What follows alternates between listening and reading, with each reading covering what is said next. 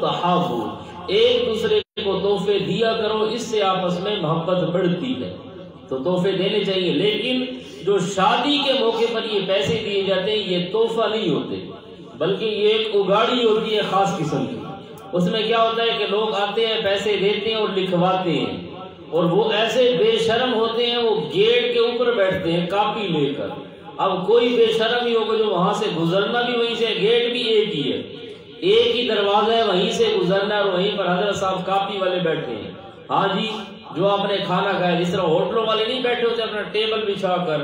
وہ کاؤنٹر پر بیٹھے ہوتے ہیں کہ کھانا کھایا، چلو بھائی کاؤنٹر پر بل جمع کراؤ۔ یہ بھی بل جمع کرتے ہیں، پھر نام لکھتے ہیں کہ فلاں صاحب نے اتنے پیسے دیے، پھر ان کی شادی میں یہ کاپی دیکھتے ہیں، انہوں نے مجھے 500 دیے تھے، لہذا اب میں کم از کم 500 تو دوں گا، ورنہ 1000 روپے دوں گا۔ تو یہ پیسہ لیا، یہ پیسہ بطور قرض کے ہے، اور جب دیتا ہے اس پر کچھ نفع لگا کر دیتا ہے، تو شرعی مسئلہ یہ ہے کلو قرض جرنا نفعا فہو ربا، ہر وہ قرض جس پر نفع لیا جائے یا نفع دیا جائے، آپ نے فرمایا کہ اس کی حیثیت سود کی ہے، تو یہ سود ہوتا ہے۔ اگر اس نیت سے دیے کہ اس نے مجھے اتنے دیے، میں نے اتنے دینے، تو لکھنے کا مقصد بھی ظاہری بات ہے یہی ہوتا ہے، تو اس لیے یہ سود کی ایک قسم ہے، خالص حرام ہے، مولوی نہیں یا غیر مولوی نہیں، یہ حرام ہے، اس سے بچنا ضروری ہے۔ اور شرعی طور پر آپ کی ذمہ داری نہیں ہے کہ 500 بندے کو ولیمہ کھلاؤ